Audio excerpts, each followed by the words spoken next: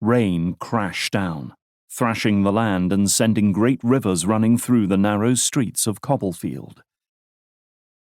"Can't this wait until tomorrow?" Timothy Baker asked wearily, as he pushed another box onto the back of the carriage. "I'm soaked to my skin." "We've waited 2 days already," Matheson Crowther muttered. "If we wait for a break in this foul weather, we might never get away.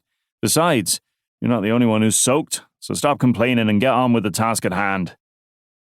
Stepping back, he looked at the boxes that had already managed to load onto the carriage. They'd made slow progress, and there was much more work to be done, but the weather, if anything, was actually getting worse. All around the street, rain was battering the roofs of houses, while the spire of St. Leonard's Church could be seen rising high up into the gloom. Matheson reached up and wiped some matted hair from across his forehead, but deep down, he knew he was only delaying the moment when he'd inevitably have to get back to work. "Come on, then," he said to Timothy. "I'm not—" Before he could get another word out, he spotted a figure emerging from one of the nearby streets. Seeing another poor soul out in the rain was strange enough, but something about this particular figure caused Matheson to furrow his brow.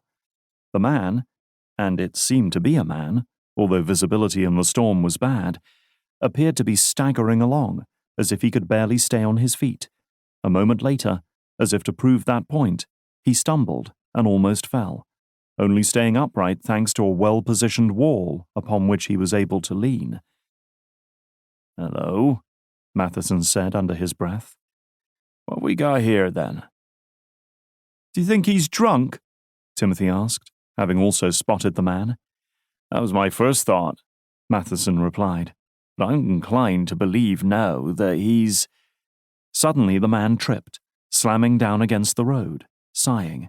Matheson hurried past the carriage and made his way over, with Timothy just a few steps behind. As they both reached the man, they saw that he was trying but failing to get to his feet, and that he was not only very old, but also extremely, almost unbelievably thin. Indeed, his clothes were little more than rags that hung like scraps from his body, and a gap in those rags revealed the horrifically exposed ribs that seemed almost to be breaking through his skin. "Who is this?" Timothy asked. "I don't recognize him." "Neither do I," Matheson replied, before crouching in front of the man. "Sir? You there? Are you from round here? Why are you out in such awful weather? Haven't you heard that the storm is liable to get worse before it gets better?" He waited, and above the sound of rain bashing the ground all around, he heard the faintest of groans. This man, who barely seemed to be a man at all now, was clearly almost too weak to even raise his head.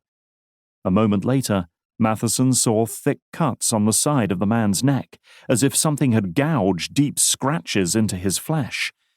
The wounds themselves were partially healed, although some of the scratches appeared to be much older than others, almost as if they had been occurring regularly for quite some time.